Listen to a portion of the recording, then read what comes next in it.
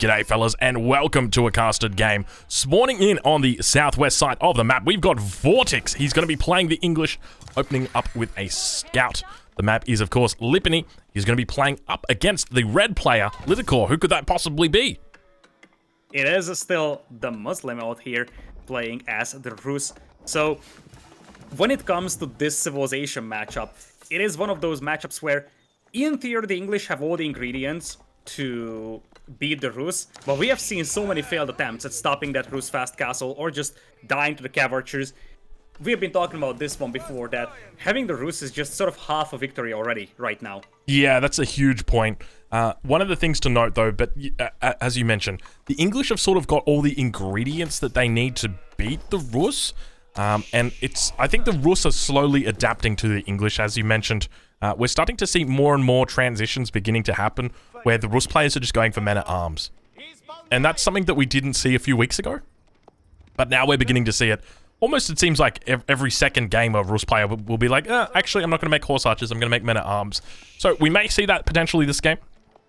Vortex going to be on the defense early as the Muslim begins to scout out his side of the map. Yet to find any deer on his side, but Vortex has a safe hunt towards the west side of his base and yet to spot it, unfortunately. So the Muslim may spot that one out and see if he can potentially take it. But down towards the south, Vortex has found his second hunt and actually going to be securing up a hunt of his opponents. Look at that, Vortex up towards the north of the map, Litikor. Yeah, that is a great start for him. He sort of skipped taking his own hunt simply because he can delay it a tiny bit. As expected, he's playing with a second scout added from town center. That's almost mandatory when you're up against the Rus. You just don't want to give them all that bounty out here. And as things stand, Vortex is doing an excellent job taking a lot of hunt with him.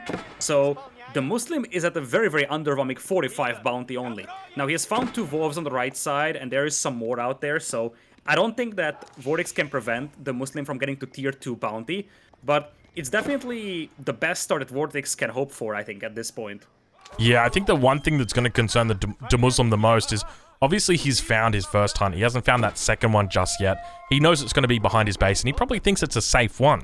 But he's now beginning to head back towards his own base without really exploring his opponent's side all too well. You know, had he just gone a little bit further, the deer would have been just within his line of sight, just, you know, an inch or so on my screen. I mean, my screen's pretty small, so it probably works out to be about a couple hundred pixels, but still, he's now going to be looking to age up, dropping down that golden gate, getting it down at about 3 minutes and 5 seconds. 5 villagers going to be tapping away at that one, and his opponent will have a look at Vortex and see where he is at, so dropping down that council hall. So as we head into the second age, Litikor, what are you expecting to see out of these two players? So first things first, we've talked about the importance of getting that early bounty, and so far the Dark Age was a disaster for the Muslim. 125 bounty is terrible for this fast castle build. You are not unlocking your second bounty tier just yet, so you have a smaller or like a lower villager getter rate. Your hunting cabin's gold trickle is also smaller, although this is actually a very nice hunting cabin with 25 per minute. But still, you don't get that second level, and you just don't have a lot of gold to work with. So in order to get the professional scouts, you are going to have to sell 100 resources already. In fact, it's a little concerning for him, because if you look at his gold count right now, it's 108. If he sells 100 wood, he's barely gonna be able to afford that professional scouts, something that he really wants to go for. The good news for the Muslim is that his base is rather well defendable. So his town center is in front of his wood line. One defensive tower would prevent the longbows from pushing deeper into this one. So the map-wise, I think the Muslim is fine. But everything else, that low bounty is hurting him really badly here. Yeah, he's going to need to kill these sheep. He just brought back 3 sheep. Now, keep in mind, when he does sell this this wood or this food that he's got stocked up here, he's going to be able to... yeah, okay, there we go. All right, he's managed to do it. So now going to be able to get professional scouts in. He's got 10 gold left over. Yeah, that was very, very close to not having enough gold. And only sitting on 145 bounty. So I definitely think heading into this second age that Vortex is looking incredibly strong. Yeah, Vortex is definitely having a good start over here. But with the Rus, you can start moving up and trying to steal the huntables of your opponent. That's exactly the plan for the Muslim. He's moving out for the hunt closer to Vortex's base. Vortex will actually see that, and there is a bit of a scuffle here for a couple of wolves.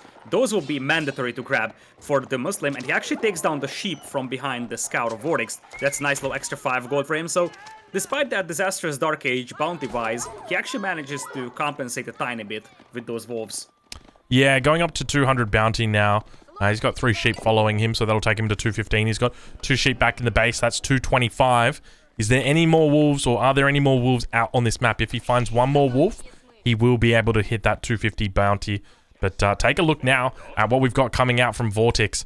A villager as well as longbows. So he is not only looking to apply pressure in the early game, but he is looking to really make a stand. And the key problem here for the Muslim is that his low bounty gold actually translates into delayed castle age, because he's gonna have to use the Golden Gate multiple times, and you get a ticket every 1 minute. So the more tickets you need to use, the more your castle age is delayed. Yeah. Plus, he isn't on the tier 2 bounty, so his food income is also weaker. So that's gonna be combined for delayed castle age, and we're seeing some knights coming in here from the Muslim. I think he's realizing that he's gonna have to delay this a tiny bit and fight off the longbows first. Yeah, this is something that we've actually seen a lot of Rus players begin realizing, is that they can't actually go at age 3 against a strong age 2 English player, and they're just going to have to play age 2 themselves. So we see the double stable coming down now for the Muslim. He's going to be looking to obviously train a few knights for himself, but keep in mind that he's going to need to begin adding archers as well, because we will have a barracks getting dropped down, I suspect, any second from our English player. It's actually going to get dropped down on the front line. I love that a lot, because the key thing here is reinforcing that battlefield with spearmen. It doesn't really matter that you have 8 or 9 longbows on the battlefield, so you can wait for longbow reinforcements, but you can't wait for spearman reinforcements, because if you don't have any spearmen on the battlefield, you will get smashed by knights. So having that forward barracks out there helps. The tower, of course, up front is going to help with the network of castles bonus. And the thing is that the Muslim scouts were active trying to stop that villager making that tower, and in general just taking a look at those longbows. So he's just now starting to ferry in deer for himself, which means that he really has a slowed down food income compared to regular fast castle builds here. Yeah, he's in a really tough spot here. Vortex has definitely got his number this game, it seems. But yeah, he's managing to ferry in those deer. He's got plenty of scouts out, though. So he's got 7 scouts, 8 scouts. Yeah, 8 scouts out in total. And this is definitely going to help him out a lot, this food coming in. Building up the night mass quite significantly, though.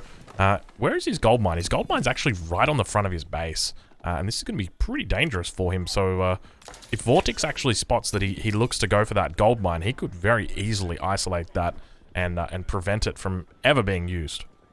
You're 100% on the money here. The Rus can only avoid mining gold as long as they're going for that fast castle build and then gathering the relics. And that's the power of that build. Your eco is very, very compact until you don't have to mine gold. But if you don't have relics, your only source of gold will be using that Golden Gate. You can use that to bridge through gaps like we are seeing over here, but it's still going to be a little more difficult to get good knight numbers out because you don't have a lot of gold to work with. Yeah. We've got the blacksmith now coming in, Lidicor. Siege engineering is on the way, beginning a transition to a few farms as well in the base of Vortex. But we'll be expecting +1 to be coming through soon for the longbow range as well.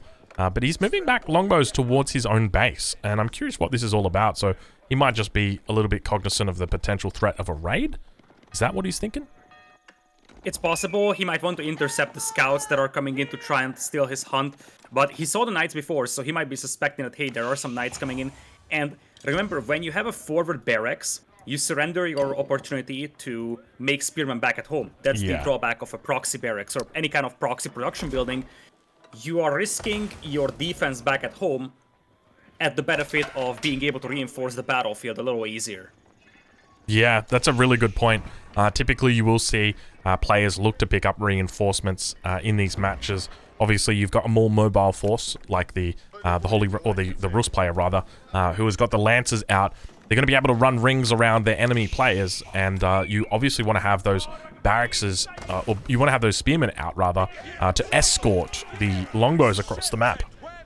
And they're not going to be able to do that. So, as you mentioned, it is definitely, there's a bonus, or there's a plus, and there's a negative.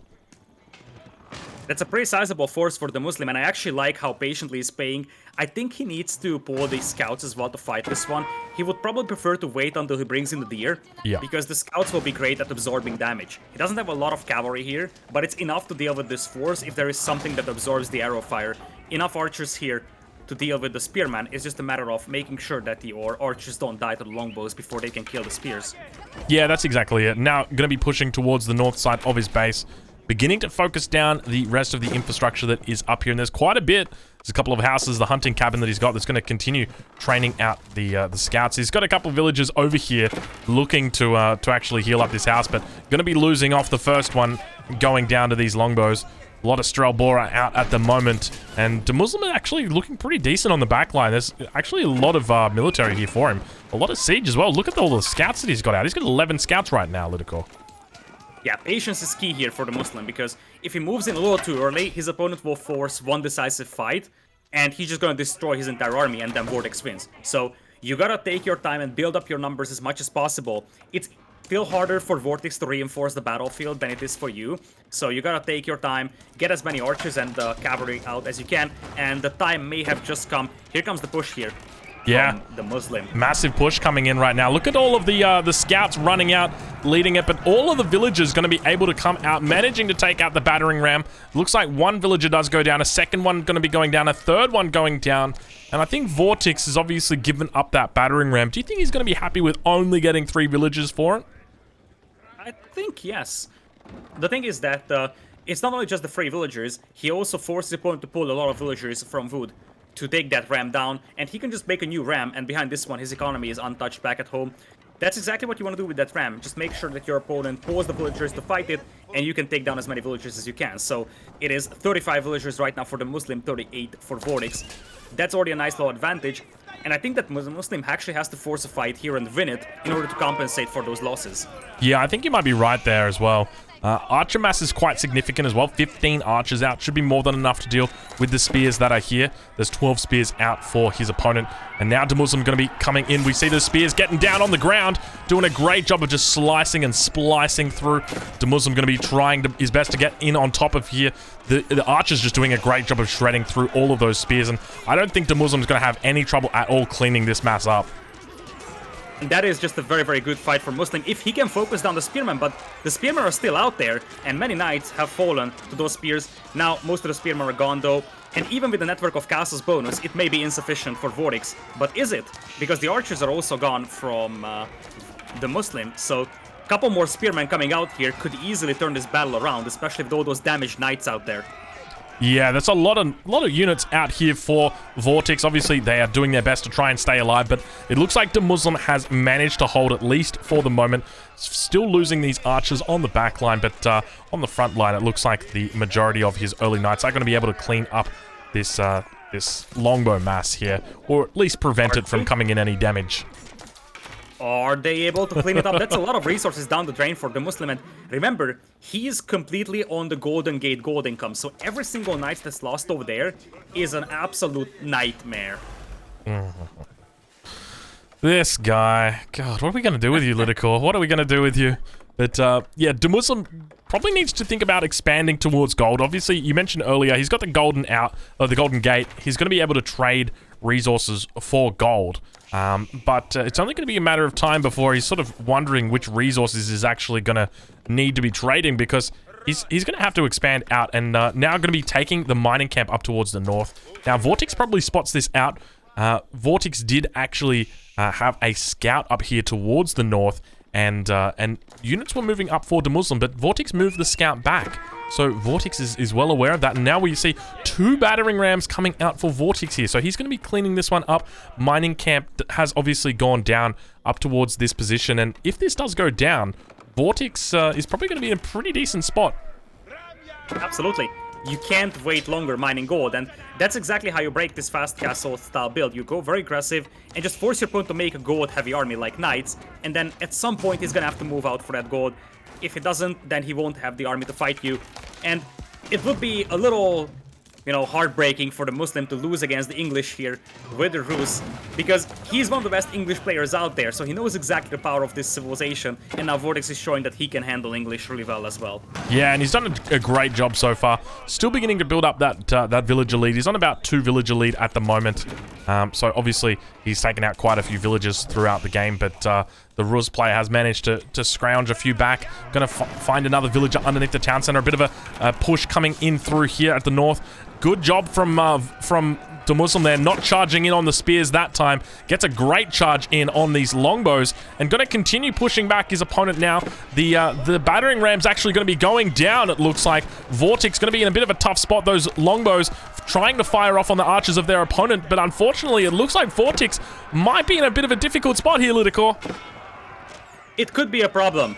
It could be a problem over here because those longbows are being eaten alive by those knights. Spearmen slowly getting focused down, and I guess this is as good as it gets here for the Muslim. He can't hope for more than this from this fight. Yeah, this is incredibly good for him. He's got the significant knight numbers here as well. I think he's going to clean this one up. And where does Vortex go from here? Like, sure, he loses this fight, but does that mean the game is over for him? Is he still going to be able to carry on throughout the game? I feel like you gotta try, because your opponent also took some damage, but it's gonna be extremely difficult, especially because that barracks now is gonna be pretty much useless. You can't really use it to defend your own base with it. Yeah, and one of the other things to note is, obviously, as an English player, you want to keep your farms under your town center, but when you go and put them on a mill that's 16 metric tons. Oh my, look at all the villagers that are going to be going down. Vortex realizes all the villagers are going to go down here on this northern berry farm, and it looks like the match has been finished. Good game. We are going to a final game between these two players. Game number 7. These StarCraft 2 pros are absolutely neck and neck with each other, Lidicor.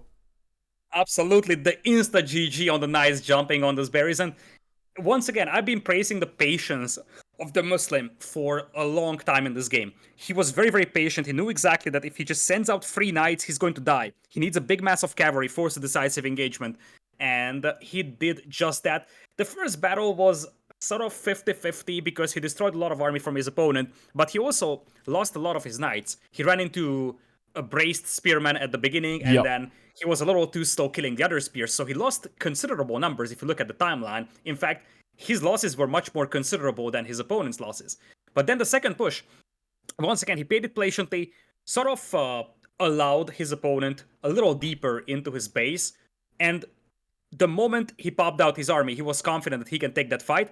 And the thing is that at that point, Vortex has to retreat, so all the rams will be just left there for the villagers to kill. So rams go down, pretty big investment disappearing.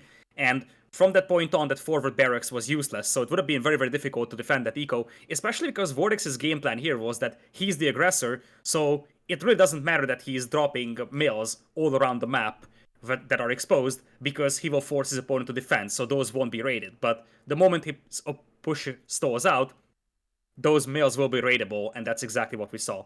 Yeah, and that was exactly it. It was, as soon as that fight was lost, he has to give up map control. And he's already made the commitment to not giving up map control, and so as soon as he loses the fight, he loses the game. So, you know, incredible stuff from him. And I think it all really came down to, yeah, like that final fight. He just had a significant mass there. And I really feel like Muslim probably could have ended the game a lot sooner as well. Obviously, we saw those spear brace, and the knights just ran straight into them. So that was a curious decision in that first fight. But yeah, a really nice game there from Muslim. But we're going to be heading into the 7th game. If you're watching this on YouTube, I encourage you guys to check out Lidicor. I'm going to leave a link in the description, and we will catch you guys in the next one. Let's get to it, Litter.